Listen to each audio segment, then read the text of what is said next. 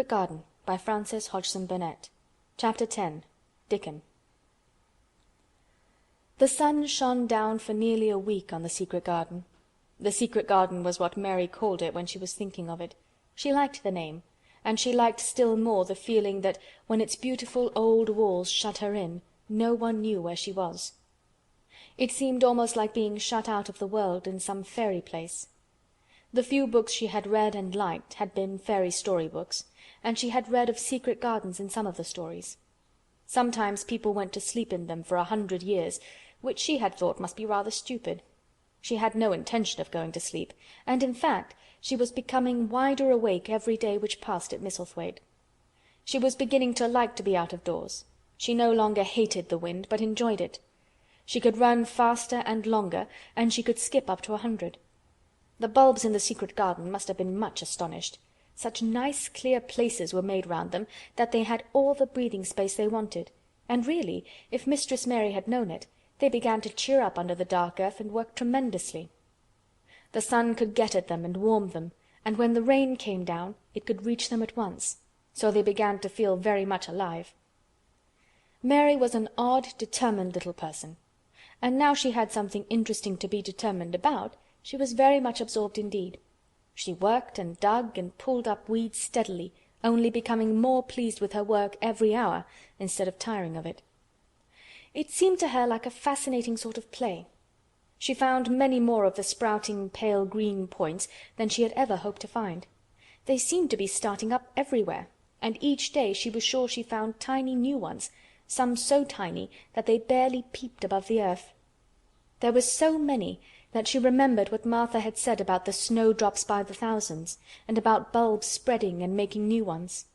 These had been left to themselves for 10 years, and perhaps they had spread, like the snowdrops, into thousands. She wondered how long it would be before they showed that they were flowers. Sometimes she stopped digging to look at the garden and tried to imagine what it would be like when it was covered with thousands of lovely things in bloom. During that week of sunshine she became more intimate with Ben Weatherstaff. She surprised him several times by seeming to start up beside him as if she sprang out of the earth. The truth was that she was afraid that he would pick up his tools and go away if he saw her coming, so she always walked toward him as silently as possible. But in fact he did not object to her as strongly as he had at first. Perhaps he was secretly rather flattered by her evident desire for his elderly company. Then, also, she was more civil than she had been.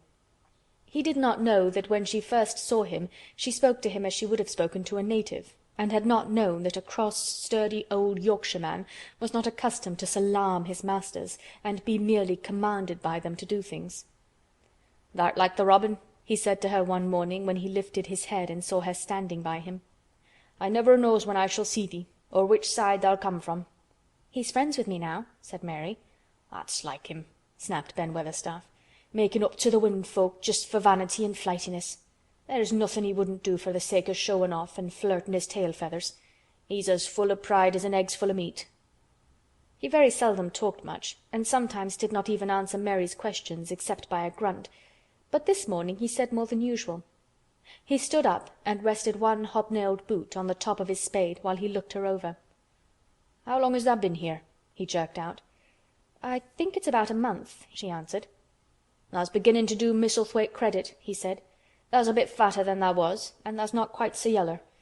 Tha looked like a young plucked crow when tha first came into this garden.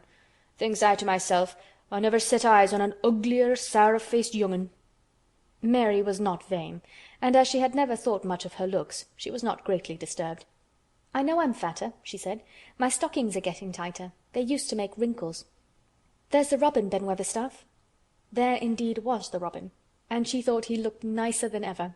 His red waistcoat was as glossy as satin, and he flirted his wings and tail, and tilted his head, and hopped about with all sorts of lively graces. He seemed determined to make Ben Weatherstaff admire him, but Ben was sarcastic. "Aye, there tha'rt," he said. "Tha can put up with me for a bit sometimes when tha's got no one better. Tha's been reddening up thy waistcoat and polishing thy feathers this 2 weeks. I know what tha's up to. Tha's courting some bold young madam somewhere, telling thy lies to her about being the finest cock robin on Missel Moor and ready to fight all the rest of them." "Oh, look at him!" exclaimed Mary. The robin was evidently in a fascinating, bold mood. He hopped closer and closer and looked at Ben Weatherstaff more and more engagingly. He flew to the nearest currant bush and tilted his head and sang a little song right at him. "Tha thinks tha'll get over me by doing that," said Ben, wrinkling his face up in such a way that Mary felt sure he was trying not to look pleased. "Tha thinks no one can stand out against thee. That's what tha thinks." The robin spread his wings. Mary could scarcely believe her eyes. He flew right up to the handle of Ben Weatherstaff's spade and alighted on the top of it. Then the old man's face wrinkled itself slowly into a new expression. He stood still as if he were afraid to breathe, as if he would not have stirred for the world, lest his robin should start away. He spoke quite in a whisper. "Well, I'm danged," he said, as softly as if he were saying something quite different. "Tha does know how to get at a chap, tha does. Tha's fair unearthly, tha's so knowin'." And he stood without stirring, almost without drawing his breath, until the robin gave another flirt to his wings and flew away. Then he stood looking at the handle of the spade as if there might be magic in it, and then he began to dig again, and said nothing more for several minutes. But because he kept breaking into a slow grin now and then, Mary was not afraid to talk to him. "Have you a garden of your own?" she asked. "No. I'm a bachelder and lodge with Martin at the gate." "If you had one," said Mary, "what would you plant?" "Cabbages and taters and onions." "But if you wanted to make a flower garden," persisted Mary, "what would you plant?" "Bulbs and sweet-smelling things, but mostly roses." Mary's face lighted up. "Do you like roses?" she said. Ben Weatherstaff rooted up a weed and threw it aside before he answered. "Well, yes, I do. I was learned that by a young lady I was gardener to. She had a lot in a place she was fond of, and she loved 'em like they was children, or robins. I've seen her bend over and kiss 'em." He dragged out another weed and scowled at it. "That were as much as 10 year ago." "Where is she now?" asked Mary, much interested. "Heaven," he answered, and drove his spade deep into the soil, "'cordin' to what parson says." "What happened to the roses?" Mary asked again, more interested than ever. "They was left to themselves." Mary was becoming quite excited. "Did they quite die? Do roses quite die when they are left to themselves?" she ventured. "Well, I'd got to like 'em, and I liked her, and she liked 'em," Ben Weatherstaff admitted reluctantly. "Once or twice a year I'd go and work at 'em a bit, prune 'em and dig about the roots. They run wild, but they was in rich soil, so some of 'em lived." "When they have no leaves and look grey and brown and dry, how can you tell whether they are dead or alive?" inquired Mary. "Wait till the spring gets at 'em. Wait till the sun shines on the rain and the rain falls on the sunshine, and then tha'll find out." "How? How?" cried Mary, forgetting to be careful. "Look along the twigs and branches, and if tha see a bit of a brown lump swellin' here and there, watch it after the warm rain and see what happens." He stopped suddenly and looked curiously at her eager face. "Why does tha care so much about roses and such all of a sudden?" he demanded. Mistress Mary felt her face grow red. She was almost afraid to answer. I want to play that I have a garden of my own," she stammered. There is nothing for me to do. I have nothing, and no one." "Well," said Ben Weatherstaff slowly as he watched her, "that's true. Tha hasn't." He said it in such an odd way that Mary wondered if he was actually a little sorry for her. She had never felt sorry for herself. She had only felt tired and cross because she disliked people and things so much. But now the world seemed to be changing and getting nicer.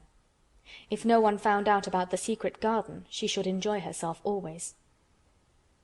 She stayed with him for 10 or 15 minutes longer and asked him as many questions as she dared.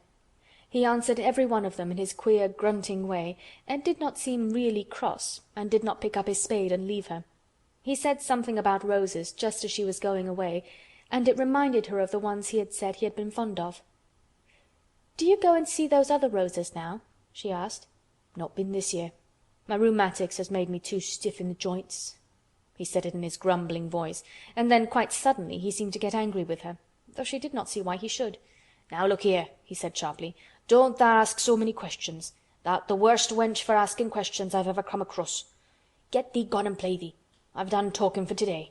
And he said it so crossly that she knew there was not the least use in staying another minute.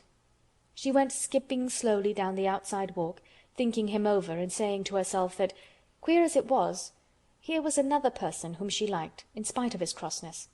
She liked old Ben Weatherstaff. Yes, she did like him. She always wanted to try to make him talk to her. Also, she began to believe that he knew everything in the world about flowers. There was a laurel-hedged walk which curved round the secret garden and ended at a gate which opened into a wood in the park. She thought she would slip round this walk and look into the wood and see if there were any rabbits hopping about. She enjoyed the skipping very much, and when she reached the little gate, she opened it and went through, because she heard a low, peculiar whistling sound and wanted to find out what it was. It was a very strange thing indeed. She quite caught her breath as she stopped to look at it. A boy was sitting under a tree, with his back against it, playing on a rough wooden pipe. He was a funny-looking boy, about 12. He looked very clean, and his nose turned up, and his cheeks were as red as poppies, and never had Mistress Mary seen such round and such blue eyes in any boy's face. And on the trunk of the tree he leaned against, a brown squirrel was clinging and watching him, and from behind a bush near by a cock-pheasant was delicately stretching his neck to peep out, and quite near him were 2 rabbits sitting up and sniffing with tremulous noses, and it actually appeared as if they were all drawing near to watch him and listen to the strange, low little call his pipe seemed to make. When he saw Mary he held up his hand and spoke to her in a voice almost as low as, and rather like, his piping. "Don't tha move," he said. "It'd flight 'em." Mary remained motionless. He stopped playing his pipe and began to rise from the ground. He moved so slowly that it scarcely seemed as though he were moving at all. But at last he stood on his feet, and then the squirrel scampered back up into the branches of his tree, the pheasant withdrew his head, and the rabbits dropped on all fours and began to hop away, though not at all as if they were frightened. "I'm Dickon," the boy said. "I know thou'rt Miss Mary." Then Mary realized that somehow she had known at first that he was Dickon. Who else could have been charming rabbits and pheasants as the natives charm snakes in India? He had a wide, red, curving mouth, and his smile spread all over his face. "I got up slow," he explained, "because if tha makes a quick move, it startles them. A body has to move gentle and speak low when wild things is about." He did not speak to her as if they had never seen each other before, but as if he knew her quite well. Mary knew nothing about boys, and she spoke to him a little stiffly because she felt rather shy. "Did you get Martha's letter?" she asked. He nodded his curly, rust-colored head. "That's why I come." He stooped to pick up something which had been lying on the ground beside him when he piped. "I've got the garden tools. There's a little spade and a rake and a fork and a hoe. They're good uns. There's a trowel too, and the woman in the shop threw in a packet of white poppy and one of blue larkspur when I bought th' other seeds." "Will you show the seeds to me?" Mary said. She wished she could talk as he did. His speech was so quick and easy. It sounded as if he liked her and was not the least afraid that she would not like him, though he was only a common moor boy in patched clothes and with a funny face and a rough, rusty red head. As she came closer to him, she noticed that there was a clean, fresh scent of heather and grass and leaves about him, almost as if he were made of them. She liked it very much, and when she looked into his funny face with the red cheeks and round blue eyes, she forgot that she had felt shy. "Let us sit down on this log and look at them," she said. They sat down, and he took a clumsy little brown paper package out of his coat pocket. He untied the string, and inside there were ever so many neater and smaller packages with a picture of a flower on each one. "There's a lot of mignonette and poppies," he said. "Mignonette's the sweetest smelling thing as grows, and it'll grow wherever you cast it, same as poppies will. Them as'll come up and bloom if you just whistle to 'em, them's the nicest of all." He stopped and turned his head quickly, his poppy-cheeked face lighting up. "Where's that robin as is calling us?" he said. The chirp came from a thick holly bush, bright with scarlet berries, and Mary thought she knew whose it was. "Is it really calling us?" she asked. "Aye," said Dickon, as if it was the most natural thing in the world.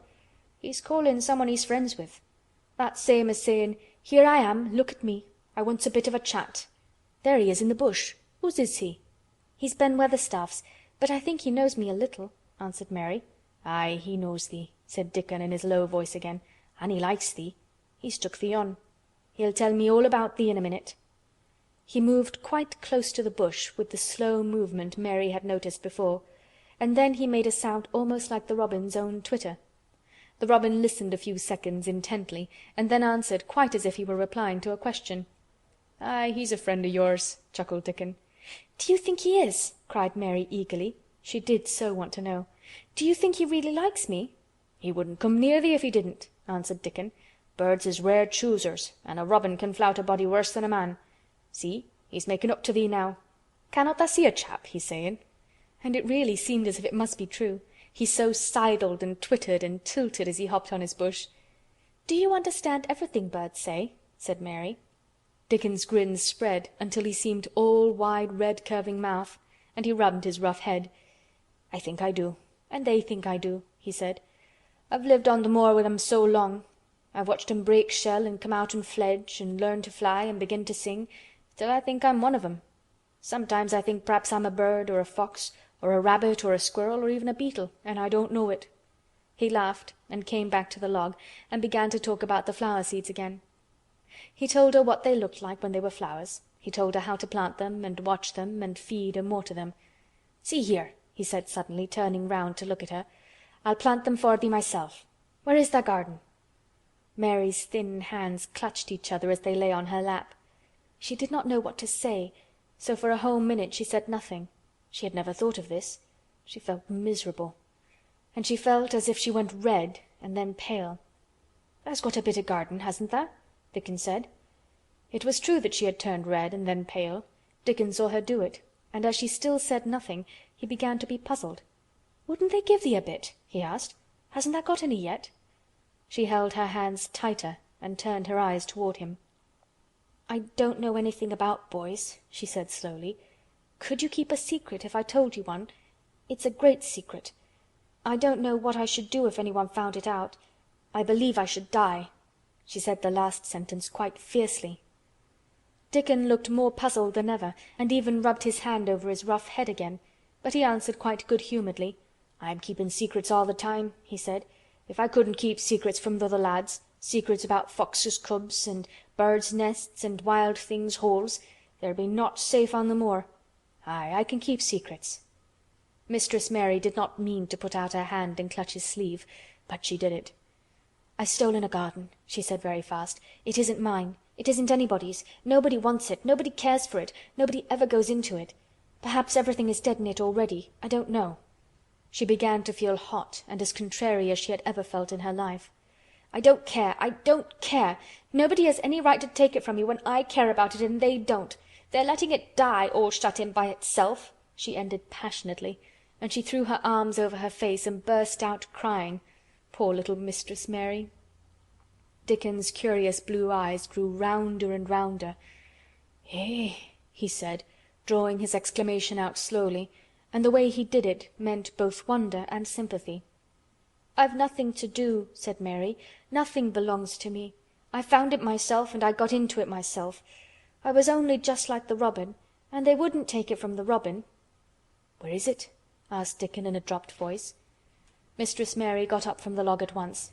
She knew she felt contrary again and obstinate, and she did not care at all. She was imperious and Indian and at the same time hot and sorrowful. "Come with me and I'll show you," she said. She led him round the laurel path and to the walk where the ivy grew so thickly. Dickon followed her with a queer, almost pitying look on his face. He felt as if he were being led to look at some strange bird's nest and must move slowly. When she stepped to the wall and lifted the hanging ivy, he started. There was a door, and Mary pushed it slowly open, and they passed in together. And then Mary stood and waved her hand round defiantly. "It's this," she said. "It's a secret garden, and I'm the only one in the world who wants it to be alive." Dickon looked round and round about it, and round again. "Hey!" he almost whispered. "It is a queer, pretty place. It's like as if a body was in a dream." End of Chapter 10.